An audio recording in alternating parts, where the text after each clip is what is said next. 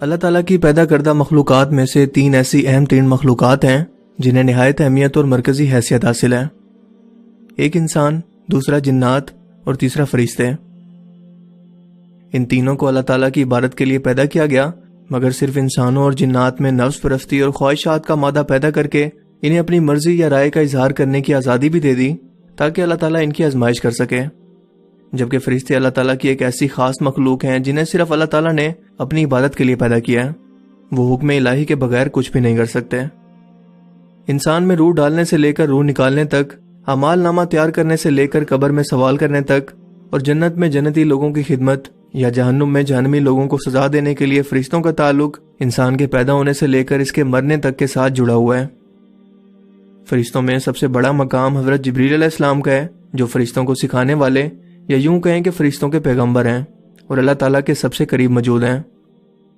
سدرۃ المنتہا 7ویں آسمان پر موجود ایک بیری کا درخت ہے جہاں پر حضرت جبریل علیہ السلام کی حد ہے، اور وہ اسی جگہ سے اللہ تعالیٰ کا حکم وصول کر کے تمام فرشتوں کی ڈیوٹی اور کائنات کے تمام امور کو سر انجام دیتے ہیں۔ ان کے بارے میں اسلامی روایات میں بہت ہی کم ذکر موجود ہے، لیکن آج کی اس ویڈیو کے اندر ہم حضرت جبریل علیہ السلام کے متعلق چند ایسے اہم ترین حقائق بیان کریں گے جو یقیناً آپ نے آج سے پہلے کبھی نہیں سنے ہوں گے۔ دوستو، حضرت جبریل علیہ السلام اللہ تعالیٰ کی پیدا کردہ سب سے پہلی تخلیق ہیں جو زندہ ہیں۔ انہیں بنا کسی ماں باپ کے اور کسی اسباب کے بغیر اللہ تعالیٰ نے خود سب سے پہلے پیدا کیا، یعنی وہ پہلی تخلیق ہیں جو اللہ کے حکم سے پیدا ہوئے اور ان کے اندر روح موجود تھی۔ ہماری دنیا کے اندر جب بھی بچے پیدا ہوتے ہیں تو وہ رونے کی آوازیں نکالتے ہیں یا بے معنی باتیں کر کے شور کرتے ہیں، مگر جب فرشتوں کو پیدا کیا جائے، خصوصاً سب سے پہلے جب حضرت جبریل علیہ السلام کو پیدا کیا گیا، تو کیا آپ جانتے ہیں کہ انہوں نے سب سے پہلے کیا الفاظ بولے؟ حضرت سعید ابن مسیب سے روایت ہے کہ حضور پاک صلی اللہ علیہ وآلہ وسلم نے ارشاد فرمایا کہ اللہ تعالیٰ جب بھی فرشتوں کو پیدا فرماتا ہے تو پیدا ہونے کے بعد ان کے منہ سے سب سے پہلے الفاظ یہ نکلتے ہیں، لا حول ولا قوت الا باللہ، یعنی نہیں ہے کوئی ذات طاقتور سوائے اللہ کے۔ اور یہی الفاظ پیدا ہونے کے بعد حضرت جبریل علیہ السلام کے بھی تھے۔ اللہ کے رسول نے فرمایا کہ مجھے فرشتوں کے بارے میں چند باتیں بتانے کی اجازت ملی ہے۔ وہ فرشتے جنہوں نے اللہ تعالیٰ کا عرش اٹھا رکھا ہے، ان کے کان کی لو اور کندھوں کے درمیان 700 سال کا فاصلہ ہے۔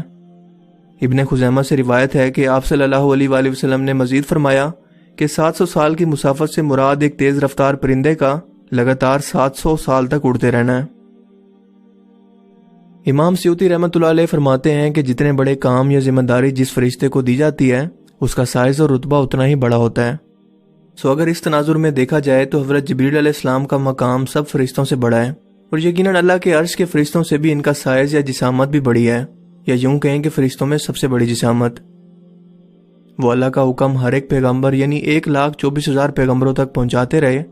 ان کی دکھ اور تکلیف میں مدد کی، کئی قوموں کو تباہ کیا، اور اب بھی آسمانوں پر اپنی ڈیوٹی اور اللہ تعالیٰ کی عبادت کے اندر مصروف ہیں۔ حضرت لوط علیہ السلام کی قوم جو کہ پورے ایک شہر پر آباد تھی، حضرت جبریل علیہ السلام نے صرف اپنے ایک پر کی نوکر سے اس پورے شہر کو اٹھا کر تباہ کر دیا، جس سے آپ ان کی طاقت کا اندازہ لگا سکتے ہیں۔ نبی کریم صلی اللہ علیہ وآلہ وسلم نے فرمایا کہ جبریل علیہ السلام اللہ کے عرش کے نیچے موجود ہیں، جبکہ انہیں اپنی اصلی صورت کے اندر میں نے دیکھا ہے۔ ان کے 600 پر ہیں جنہوں نے پورے آسمان کو کور کر لیا تھا، یعنی کہ جہاں بھی نظر دوڑاؤ انہی کا وجود تھا۔ وہ اپنے تخت پر بیٹھے تھے جو اللہ نے انہیں عطا کر رکھا ہے۔ ان کے یہ 600 پر قیمتی ہیرے جواہرات اور موتیوں سے بھرے ہوئے ہیں۔ ان کے پروں کا رنگ سبز ہے، پاؤں کے تلوے بھی سبز ہیں۔ پاؤں پر ایک بڑا موتی ہے جو سبزے پر شبنم کے قطرے کی طرح گرا ہوا محسوس ہوتا ہے۔ ان کی پیشانی روشن اور بال گھنگریالے ہیں، دانت چمکدار اور سر مرجان سے بھی زیادہ سفید ہے۔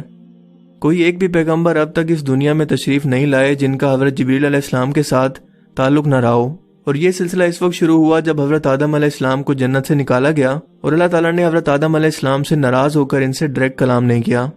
بلکہ حضرت جبریل علیہ السلام یہ پیغام پہنچاتے رہے۔ جب حضرت آدم علیہ السلام کا انتقال ہوا تو ان کی تدفین کے لیے اللہ تعالیٰ نے حضرت جبریل علیہ السلام اور فرشتوں کو بھیجا، جنہوں نے حضرت آدم علیہ السلام کو غسل دے کر ان کی تدفین کی، یعنی کہ حضرت جبریل علیہ السلام انسانیت کے آغاز اور اس سے پہلے تمام زندہ مخلوق سے پہلے موجود ہیں۔ حضرت ابراہیم علیہ السلام کی بیوی حضرت ہاجرہ جب حضرت اسماعیل علیہ السلام کے لیے پانی کی تلاش میں صفا اور مروہ کی پہاڑی کے چکر لگانے لگیں، تو اللہ تعالیٰ نے اس ویران جگہ کے اندر حضرت جبریل علیہ السلام کو بھیجا،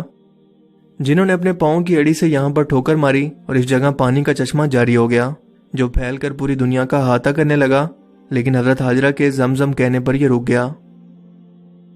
آب زمزم 8000 لیٹر پر سیکنڈ استعمال ہو رہا ہے، یعنی کہ 691 ملین لیٹر ہر روز، لیکن یہ آج تک خشک نہیں ہوا،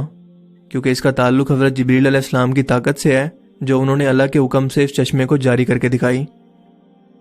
حضرت ابراہیم علیہ السلام نے جب کعبہ کی تعمیر کر لی تو حضرت جبریل علیہ السلام نے انہیں حج کرنے کا طریقہ بتایا،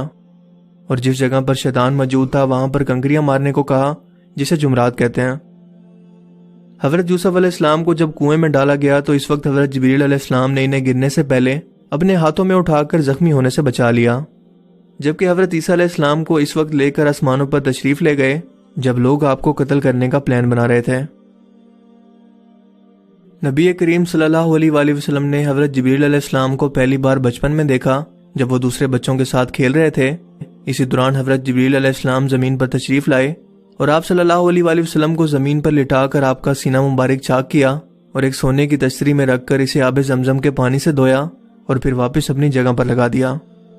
جس کے بعد وہ حضور پاک صلی اللہ علیہ وآلہ وسلم کے پاس وحی لے کر نازل ہوتے رہے۔ ایک بار صحابہ کرام کی محفل کے اندر حضرت جبریل علیہ السلام انسانی شکل کے اندر تشریف لائے اور آپ صلی اللہ علیہ وآلہ وسلم کے ساتھ گھٹنے جوڑ کر بیٹھ گئے۔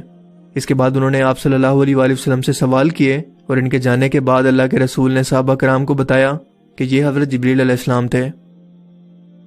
ایک بار آپ صلی اللہ علیہ وآلہ وسلم کے پیارے چچا حضرت حمزہ نے یہ خواہش ظاہر کی کہ اے اللہ کے رسول، میں حضرت جبریل علیہ السلام کو سامنے دیکھنا چاہتا ہوں۔ آپ صلی اللہ علیہ وآلہ وسلم نے جواب دیا کہ تم اس کتاب نہیں لا سکو گے، لیکن جب انہوں نے ضد کی تو آپ نے فرمایا کہ ٹھیک ہے، اور ان کو کعبے پر لے گئے جہاں پر حضرت جبریل علیہ السلام موجود تھے۔ جب حضرت حمزہ نے جبریل علیہ السلام کو ان کی اصلی شکل کے اندر دیکھا تو ان کے صرف پاؤں کو دیکھ کر بے ہوش ہو گئے۔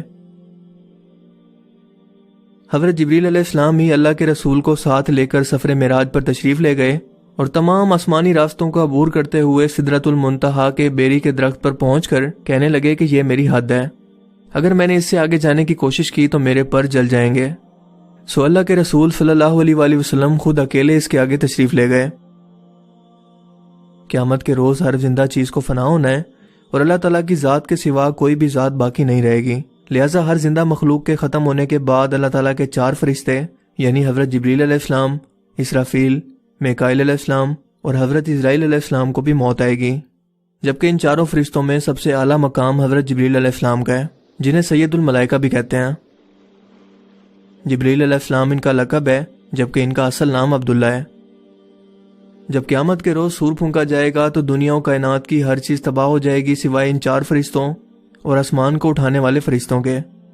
سو حضرت اسرائیل علیہ السلام سے اللہ تعالیٰ پوچھیں گے کہ کون باقی ہے؟ وہ بتائیں گے کہ عرش الہی کو اٹھانے والے فرشتے اور ہم 4 باقی ہیں۔ سو اللہ تعالیٰ حکم دیں گے کہ عرش الہی کو اٹھانے والے فرشتوں کی روح قبض کر لو، جس کے بعد حضرت میکائیل علیہ السلام، پھر اسرافیل علیہ السلام اور اس کے بعد حضرت جبریل علیہ السلام کی روح قبض کر لی جائے گی۔ اس کے بعد اللہ تعالیٰ پوچھیں گے کہ اب کون زندہ ہے؟ حضرت اسرائیل علیہ السلام فرمائیں گے کہ اے اللہ، تیری لافانی ذات اور میری فانی ذات باقی ہے اور کوئی نہیں۔ اس کے بعد خود اللہ تعالیٰ حضرت اسرائیل علیہ السلام کی روح کو قبض کریں گے اور اللہ تعالیٰ 3 مرتبہ اعلان کریں گے کہ آج کے دن کس کی بادشاہی ہے، آج کے دن کس کی بادشاہت ہے، آج کے دن کس کی بادشاہت ہے۔ پھر خود فرمائیں گے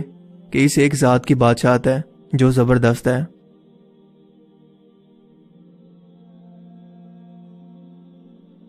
آئی ہوپ کہ آج کی اس ویڈیو سے آپ کو کچھ نیا جاننے کو ملا ہوگا اور آج کا یہ ویڈیو آپ کو پسند آیا ہوگا۔